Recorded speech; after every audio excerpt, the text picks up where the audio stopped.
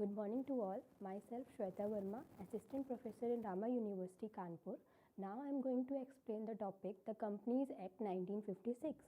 So first of all, we will learn that what is a company.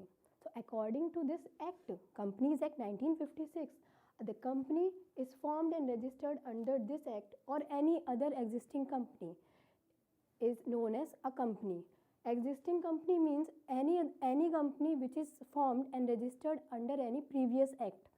It is also considered as a company. Okay. So now we will learn that company ki definition. What is the definition of the company? Okay. So here it is written a voluntary association of individuals for profit. Okay. It is a voluntary association means the members are voluntary agreeing between them that they will be associating for the profit. They will work as an association, which is an artificial legal person. Okay, a company is not like a natural person. Okay, we cannot see a company. The company has not any physical existence, so it is an artificial person. Okay, then having separate legal entity. Separate legal entity means the company and the owner, the shareholders are considered to be as a separate individuals. The shareholders will be treated as different individuals and the company will be treated as different. Now with perpetual succession means the company will go on forever. A common seal for its signature, like us. Now we sign on the documents, but company as an artificial person cannot sign on the documents, so it needs a common seal. In any document, if there is a company seal, it is legally valid. With limited liability, here limited liability means the members, the shareholders of the company are liable up to the limit of their shares. The definition of company is completed. Now we will talk about the features of company. Features, the first one is incorporated association.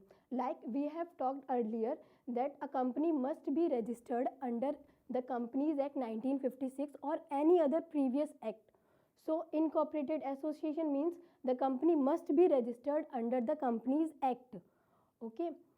There are certain rules for the registration, like if it is a private company, there are certain rules. If it is a public company, so according to it, the company must be registered.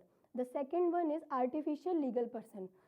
Like we natural person, हम natural person है, we can see, we can touch, ना, we can do everything. But company जो है वो natural person नहीं है ना, उसकी कोई फिजिकल एग्जिस्टेंस नहीं है, वो एक आर्टिफिशियल पर्सन है ना. तो next one is separate legal entity. Separate legal entity means the share holders को हम अलग मानते हैं और जो हमारी कंपनी है हम उसको अलग ट्रीट करते हैं, है ना. Shareholders are the part of the company. Shareholders ही पैसा लगा रहे हैं कंपनी में, है ना. लेकिन जो कंपनी की लाइबिलिटीज़ हैं, कंपनी जो कर रही है उसके लिए कंपनी लाइबल है, ना कि उसके share holders. The fourth one is perpetual existence. Perpetual existence का मतलब होता है कि कंपनी जो है वो फॉरएवर सस्टेन करेगी. उसके मेंबर्स आएंगे जाएंगे या उसके मेंबर्स इंसॉल्वेंट हो जाएं या उसके मेंबर्स की डेथ हो जाए, बट मेंबर्स आ सकते हैं, मेंबर्स जा सकते हैं, but company will go on for ever. Company कभी भी एंड नहीं होगी, कंपनी हमेशा चलती रहेगी. The next one is common seal. Like हम किसी डॉक्यूमेंट को लीगल बनाने के लिए उसमें साइन करते हैं, सिग्नेचर करते हैं, बट कंपनी तो साइन नहीं कर सकती किसी डॉक्यूमेंट में, बिकॉज वो नेचुरल पर्सन नहीं है. तो कंपनी क्या करती है, कॉमन सील क्रिएट करती है. तो जितने भी डॉक्यूमेंट्स होते हैं उसमें वो कॉमन सील पुट की जाती है ताकि वो जो डॉक्यूमेंट है वो लीगली वैलिड हो. ठीक है.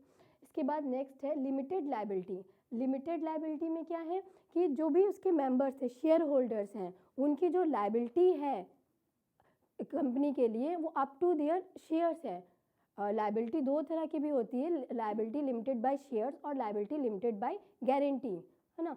तो अगर कंपनी लिमिटेड, हमारी लिमिटेड कंपनी, इसका मतलब उसकी पर्सनल असेट्स, कोई भी शेयर होल्डर उसकी पर्सनल असेट नहीं ली जाएगी, कितना भी एक्सटेंड हो लॉस का, लेकिन उसकी पर्सनल असेट्स नहीं ली जाएंगी. नेक्स्ट है ट्रांसफरेबल शेयर्स। ट्रांसफरेबल शेयर्स में क्या है, इन कंपनी क्या होता है कि शेयर्स जो होते हैं ईजिली ट्रांसफरेबल होते हैं, यहाँ पे कोई रिस्ट्रिक्शंस नहीं है that you can not transfer your shares, it is freely transferable. Now we will talk about types of companies. Here is the division of companies on the basis of number of members. The first one is public company and the second one is private company. Now we will learn that what is a public company and what is a private company. Here is the differences that public company, private company. The basis is, first one is minimum members. Minimum members in public, the minimum member should be 7, and in private company minimum member required is 2. Then next one is maximum members. In public company there is no limit for the maximum number of member, it is infinite, okay, and in private company it should not be more than 50. Number of directors. In public company there should be at least 3 directors. You cannot run a public company without having at least 3 directors. But in private company, you can run with having at least 2 directors. Now, the fourth one is restrictions. In public company, there are no restrictions because the government is owning the company now. So, there are no restrictions. But in private company, there are many restrictions such as if they are appointing directors, there are restrictions on appointment of directors, but in public company there is no restrictions. Or we can talk in the time of issuing of shares, there are certain restrictions for private company for issuing the shares and debentures, but in public company there is no such restrictions. Now the next one is name of company. Okay, so public company has no any restrictions or rule for naming the company, but in private company it should include private limited at the end of the name. Now the next is public subscriptions. Okay, now the name is public company, it means they can offer their shares and debentures to the general public. No? So yes, they can offer public subscriptions, but in private company, because it is a word private, so they cannot offer their shares and debentures for the general public. Okay, and the last, issue of prospectus. Issue of prospectus. It is just like a general invitation to the public.